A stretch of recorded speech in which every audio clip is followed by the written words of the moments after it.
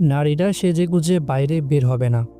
নবী করিম সাল্লাল্লাহু আলাইহি ওয়াসাল্লাম ইরশাদ করেন, নিজ পরিবার পরিজন ছাড়া সেজেগুজে অন্য লোকদের সামনে যাওয়া কিয়ামত দিবসের অন্ধকারের ন্যায়, যাতে সামান্যতম আলোও নেই। নারীরা সুগন্ধি মেখে বাইরে যাবে না। নবী করিম সাল্লাল্লাহু আলাইহি ওয়াসাল্লাম ইরশাদ করেন, যে নারী সুগন্ধি মেখে কোনো মজলিসে গমন করে সে ব্যভিচারিণী। হযরত আবু হুরায়রা রাদিয়াল্লাহু আনহু-এর সাথে এক মহিলা সাক্ষাৎ হলো। তার থেকে সুগন্ধ ছড়াচ্ছিল। আবু হুরায়রা রাদিয়াল্লাহু আনহু জিজ্ঞেস করলেন, মসজিদ থেকে এলে? মহিলা বলল, জি হ্যাঁ। তিনি বললেন, সুগন্ধি লাগিয়েছ? মহিলা বলল, জি হ্যাঁ। আবু হুরায়রা রাদিয়াল্লাহু আনহু ইরশাদ করেন, আমি আমার প্রিয় রাসূল সাল্লাল্লাহু আলাইহি ওয়াসাল্লামকে বলতে শুনেছি, যে নারী সুগন্ধি মেখে মসজিদে আসে, আল্লাহ তাআলা তার নামাজ কবুল করেন না। এই কথা শুনে মহিলা ঘরে ফিরে গেল এবং কাপড় ভালো করে ধুয়ে নিল। বর্তমানে নারীরা এই পরিমাণ সুগন্ধি ব্যবহার করে যে পাশ দিয়ে অতিক্রমকালে অন্ধ ব্যক্তিও বুঝতে পারে যে কোনো নারী হেঁটে গেল। নারীদের পথ চলান। নারীদের উচিত ফিতনা থেকে বাঁচার জন্য পথের মাঝ দিয়ে না হাঁটা, যেখানে পুরুষদের ভিড় হয়, ধাক্কাধাক্কি হয়, যেখান দিয়ে না যাওয়া। নবী করিম সাল্লাল্লাহু আলাইহি ওয়াসাল্লাম ইরশাদ করেন, তোমাদের জন্য পথের মাঝখান দিয়ে চলা উচিত নয়, বরং তোমরা রাস্তার এক পাশ দিয়ে চলবে। এই নির্দেশ পাওয়ার পর নবীযুগের নারীরা রাস্তার এত কিনারা দিয়ে হাঁটতেন যে তাদের কাপড় পাশের দেয়ালে লেগে যেত। নারী পুরুষের সাথে মুসাফাহা করবে না। পশ্চিম সমাজের পর নারী পুরুষ পরস্পরের সাথে সাক্ষাতের সময় করমর্দন করে। ইসলাম ধর্মে এটা হারাম করা হয়েছে। পর নারী পুরুষ পরস্পরের সাথে মুসাফাহা করতে পারবে না। এক হাদিসে হযরত উমাইয়া বিনতে রুকাইয়া রাদিয়াল্লাহু আনহু বলেন, একবার বায়াত গ্রহণের সময় আমরা নবী করিম সাল্লাল্লাহু আলাইহি ওয়াসাল্লামের কাছে আরজ করলাম, আপনি আমাদের কাছে আসুন, যাতে আমরা আপনার হাতে বায়াত গ্রহণ করতে পারি। নবীজি সাল্লাল্লাহু আলাইহি ওয়াসাল্লাম জবাব দিলেন, আমি নারীদের সাথে মুসাফা করি না, মৌখিক স্বীকারোক্তি যথেষ্ট।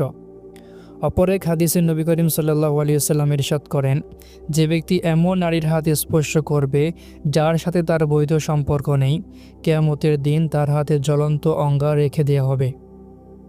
হযরত আয়েশা রাদিয়াল্লাহু আনহা বলেন, নবী করিম সাল্লাল্লাহু আলাইহি ওয়াসাল্লাম কখনো কোনো পরনারীকে স্পর্শ করেননি। নারীরা পরপুরুষকে চিঠি লিখবে না।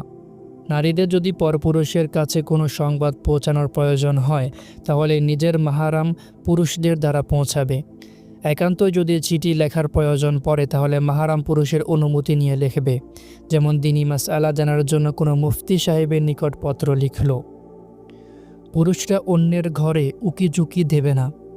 পুরুষরা যদি কারো ঘরে প্রবেশ করতে চায়, তাহলে ঘরবাসীর নিকট অনুমতি নিয়ে প্রবেশ করবে। নবী করিম সাল্লাল্লাহু আলাইহি ওয়াসাল্লাম ইরশাদ করেন, 3 বার অনুমতি প্রার্থনা করবে।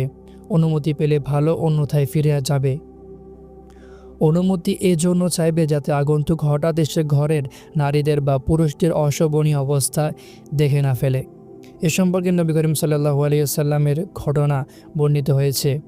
একবার নবীজি সাল্লাল্লাহু আলাইহি ওয়াসাল্লাম ঘরে চিরুনি দিয়ে মাথা চুলকাচ্ছিলেন। সেই সময় কেউ একজন এসে উকিঝুঁকি দিতে লাগলো।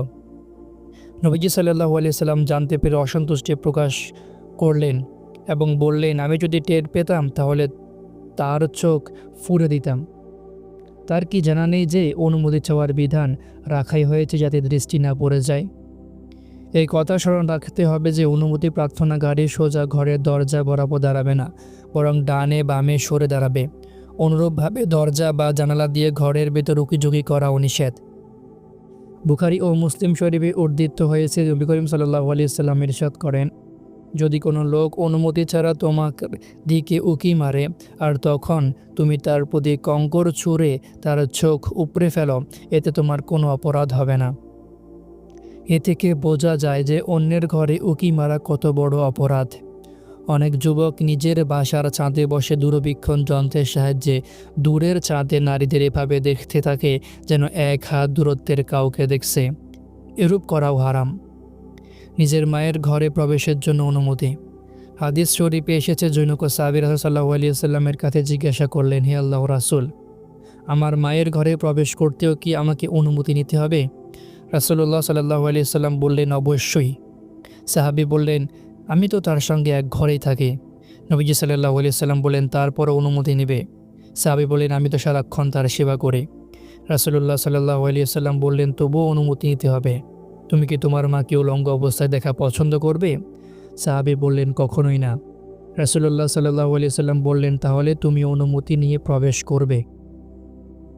হযরত আব্দুল্লাহ ইবনে মাসউদ রাদিয়াল্লাহু আনহু এর স্ত্রী হযরত জায়নাব রাদিয়াল্লাহু আনহা বলেন, হযরত আব্দুল্লাহ ইবনে মাসউদ রাদিয়াল্লাহু আনহু যখনই কোনো প্রয়োজনে ঘরের ভেতর আসতেন, ভেতরে প্রবেশের পূর্বে দরজায় দাঁড়িয়ে কাশ দিতেন, তারপর ভেতরে আসতেন।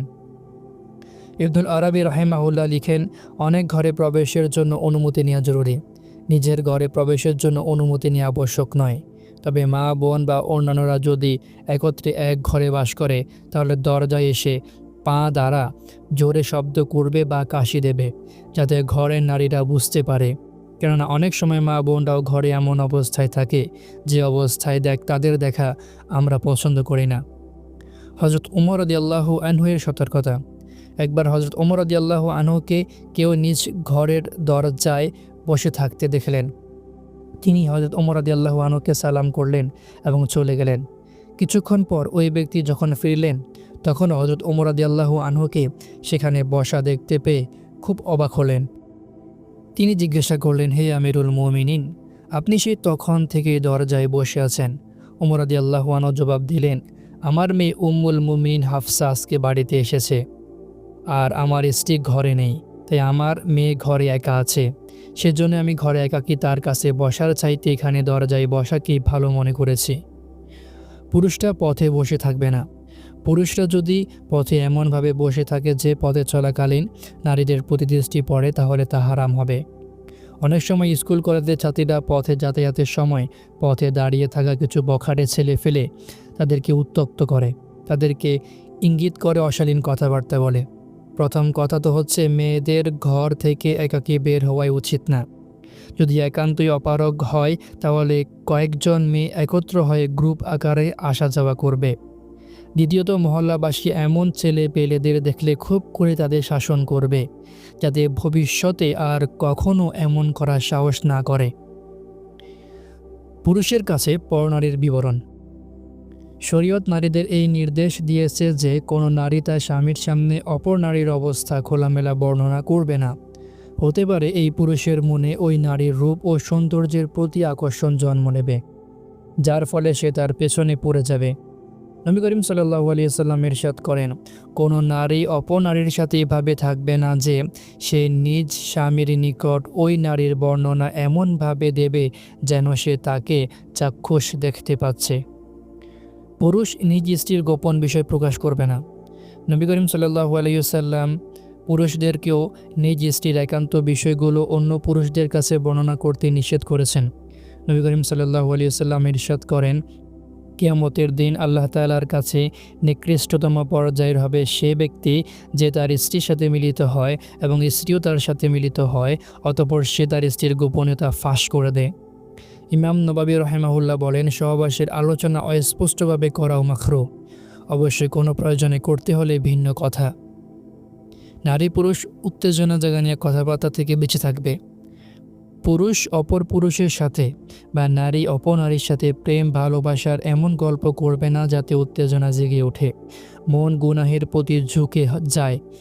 হাসি মজাকের ছলে এমন কথা বলা যাবে না যা শয়তানি ও প্রবৃত্তির কুবাসনা জাগিয়ে তোলে। দুজন পুরুষ বা দুজন নারী পরস্পর একত্রে ঘুমাবে না। ইসলামী শরীয়ত দুজন পুরুষ কিংবা দুজন নারীকে একই চাদরের নিচে ঘুমাতে বারণ করেছে। হাদিস শরীফে বর্ণিত হয়েছে, কোনো পুরুষ অপর পুরুষের সাথে একই কাপড়ের ভেতরে একত্রে ঘুমাবে না এবং কোনো নারীও অপর নারীর সাথে একই কাপড়ের ভেতরে একত্রে ঘুমাবে না। নারী পুরুষ পরস্পর স্বজাতির এতটা নিকটবর্তী হওয়াটাও অপকর্মের কারণ হয়ে দাঁড়ায়। হযরত শাহ ওয়ালিউল্লাহ মুহাদ্দিসে দেহলভী রাহিমাহুল্লাহ বলেন, এরূপ শয়ন কুবাসনার জন্ম দেয়, যার ফলে নারীদের মাঝে সমেহন ও পুরুষদের মাঝে সমকামিতার প্রবণতা দেখা দেয়। বিছানা পৃথক করা।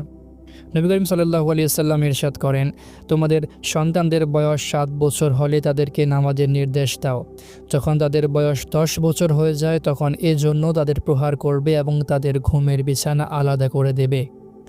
সাধারণত এই বয়সে মানুষের মধ্যে জৈবিক কামনা জন্ম নেয়। এজন্য শিশুদের পৃথক পৃথক বিছানা শয়ন করানো জরুরি। পাশাপাশি শয়ন করার দ্বারা ঘুমের মাঝে বা জাগ্রত অবস্থায় শয়তান নিয়তে কুমতলব ঠেলে দিতে পারে, যার ফলে পরস্পরের মধ্যে অপকর্মের সুযোগ সৃষ্টি হয়ে যেতে পারে। এই হাদিসের আলোকে ইমাম রাজি রহিমাহুল্লাহ বলেন, দুজন পুরুষ একসাথে ঘুমানো জায়েজ নেই, যদিও দুজন বিছানার দুই প্রান্তেই থাকুক না কেন। যৌন বিশেষজ্ঞরাও আধুনিক বিজ্ঞানের আলোকে এই বিষয়টি স্বীকার করে নিয়েছে। বিনা কারণে বিবাহ বিলম্ব করা। ব্যভিচার ও অস্থিরতার আরেকটি বড় কারণ হচ্ছে কোনো কারণ ছাড়াই বিয়েতে বিলম্ব করা। মা বাবা মনে করে ছেলে পড়ালেখা শেষ করে চাকরি বাকরি করবে, এরপর ঘরবাড়ি ঠিক করবে, তারপর গিয়ে বিয়ে টিয়ে করে সংসার পাতবে। অথচ এই সব কিছু সম্পূর্ণ করতে করতে ছেলের বয়স 30 পেরিয়ে যায়। অনেক সময় বড় ভাইদের বিয়েতে দেরি হতে হতে ছোট 3 ভাইও বিয়ের উপযুক্ত হয়ে যায়। অনেক সময় ছেলে আদর্শ বধূর সন্ধানে থাকে, আর তার মন মতো হুর পরিচয় কোথাও পায় না। কখনো বড় ভাই মনে করে আগে ছোট ভাই বোনদের বিয়ে সম্পূর্ণ করে তারপর আমি বিয়ে করব। আর এদিকে তার বয়স 40-এর ঘরে পৌঁছে যায়। পুরুষের জন্য বিয়ের আদর্শ বয়স 25 বছর, আর নারীদের জন্য আদর্শ বয়স 18 বছর। এরপর যত দেরি করা হবে ফিতনারা সংখ্যা ততই বাড়তে থাকবে। সন্তান বিয়ের উপযুক্ত হওয়ার পর গ্রহণযোগ্য কারণ ছাড়া মা বাবা যত দেরি করবে, এর মাঝে সন্তানের কৃত গুনাহসমূহের তাদেরও একটি অংশ থাকবে। হযরত আলী রাদিয়াল্লাহু আনহু বলেন, আমাকে আমার প্রিয় নবী সাল্লাল্লাহু আলাইহি ওয়াসাল্লাম 3টি বিষয়ে দ্রুত করতে নির্দেশ দিয়েছেন। 1. নামাজ আদায়ে যখন সময় হয়ে যায়। 2. মৃত ব্যক্তিকে দাফন দিতে। 3. মেয়ের বিয়েতে যখন উপযুক্ত পাত্র মিলে যায়। অনেক ঘরে মেয়ের বয়স 35 বছর হয়ে যায়, কিন্তু মা বাবা পছন্দ মতো সম্বন্ধ খুঁজে পায় না। এতটা বিলম্ব করা অনেক ক্ষতির কারণ হয়। আমাদের বুজুর্গরা যদি জানতে পারতেন যে অমুক ঘরে বিবাহ উপযুক্ত মেয়ে আছে আর বাবা মা তার বিয়েতে গড়িমসি করছে, তাহলে তারা সে ঘরে এক ঢোক পানীয় পান করতেন না। মেয়েদের বিয়েতে বিলম্ব করলে বয়স বেড়ে যাওয়ার কারণে সন্তান প্রসবে সমস্যা হয়। ছেলের বিয়েতে বিলম্ব করার ফলে ছেলে নানা রকম যৌন সমস্যার শিকার হয়ে পড়ে।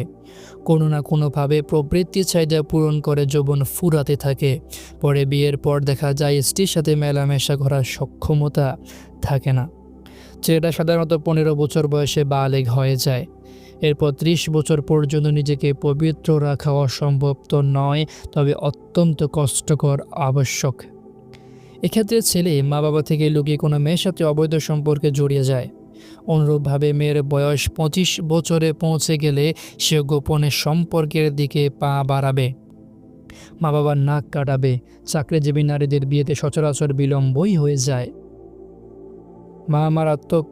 যা মারাত্মক ক্ষতির কারণ। অনেক গ্রামাঞ্চলে সম্পদ ভাগাভাগি হয়ে যাওয়ার ভয়ে মেয়েদের বিয়ে দেয়া হয় না। অনেক গণ্ড মূর্খ অজ্ঞতাবশত কুরআনের সাথে মেয়ের বিয়ে দেয়। এটা কত বড় নির্বুদ্ধিতা! একবার শাহ আতাউল্লাহ বুখারী রহিমাহুল্লাহ জানতে পারলেন অমুক ঘরে বিয়ের উপযুক্ত মেয়ে আছে, কিন্তু মা বাবা মেয়েকে বিয়ে দিতে অলসতা করছে। তিনি মেয়ের মাকে বললেন, দ্রুত মেয়ের বিয়ে দিয়ে দিন। মা জবাব দিল, এখনোই বিয়ের কি আছে, ওর বয়সই আর কত, এখনও মুখ থেকে দুধের ঘ্রাণ আসে। শাহ সাহেব রহিমাহুল্লাহ বলেন, জি, তবে দুধ ফেটে গেলে কিন্তু দুর্গন্ধ আসবে। তখন সেই দুধ মানুষের কোনো কাজে আসবে না, বরং তা কুকুরের চাহিদা পূরণ করবে। এক শহরে সৈয়দ বংশের এক মেয়ে বাস করত। সে অত্যন্ত ন্যাক ও সৎ ছিল, কিন্তু তার বিয়ে হয়নি। সে সারা দিন রোজা রাখত, রাতভর নফল নামাজ পড়ত। প্রতিবেশী নারীরা তার অনেক প্রশংসা করত। তারা এই মেয়ের দ্বারা দোয়া করত, তাকে হাত দিয়া উপঢৌকন দিত। একবার এই মেয়ে অনেক অসুস্থ হয়ে পড়ে, অবস্থা খুব খারাপ হয়ে যায়।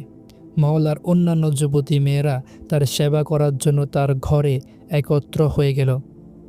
তাদের মধ্যে কথাবার্তা চলছিল, তো এক মেয়ে সৈয়দ বংশের মেয়েটিকে বলল, আপনি আমাদের এমন কিছু নসিহত করুন যে সারা জীবন আমাদের কাজে আসবে।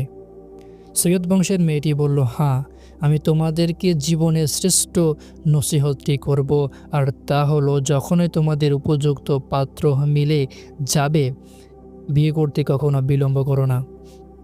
এই কথা শুনে উপস্থিত মেয়েরা অনেক অবাক হলো। এক মেয়ে জিজ্ঞেস করলো, আপনি আমাদেরকে দ্রুত বিয়ে করে নেওয়ার উপদেশ দিচ্ছেন, অথচ আপনি নিজেই তো বিয়ে করেননি। সৈয়দ বংশের মেয়েটি বলল, আমি নিজের মনের অবস্থা মানুষের কাছে কিভাবে প্রকাশ করি? আমার বিয়ে বিলম্বিত হয়ে গেছে, তাই আমার প্রবৃত্তি আমাকে জৈবিক চাহিদা পূরণের জন্য তাড়া করছিল। নামাজ, তেলাওয়াত কোনো কিছুতেই আমার মন বসতো না। আমি দিনে রোজা রাখতাম, রাতে ইবাদতে মগ্ন থাকতাম, এত সত্ত্বেও জৈবিক তাড়নার প্রভাবে আমার অবস্থা খারাপ হয়ে গিয়েছিল।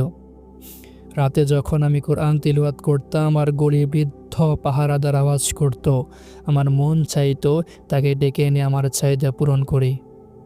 কয়েকবার আমি দরজা পর্যন্ত গিয়ে মান সম্মানের ভয়ে ফিরে এসেছি, কেননা এতে সারা জীবনের অর্জিত মান সম্মান ধুলোয় মিশে যাবে। লোকেরা বলা বলি করবে, সৈয়দ বংশের মেয়ে হয়ে এমন কাজ করেছে। আমি রাত ভর বিছানা চটপট করতাম, কোনো পার্শ্বে পিড়ে স্বস্তি পেতাম না। আমি যে যন্ত্রণা সহ্য করেছি, আমি চাই না তোমরাও সেই যন্ত্রণা ভোগ করো। নবী করিম সাল্লাল্লাহু আলাইহি সাল্লাম সত্যই বলেছেন, মেয়ের জন্য উপযুক্ত পাত্র পেয়ে গেলে দ্রুত তাকে বিয়ে দিয়ে দাও, আর যৌতুক ইত্যাদি নিছক কুপ্রথা ছাড়া কিছুই নয়।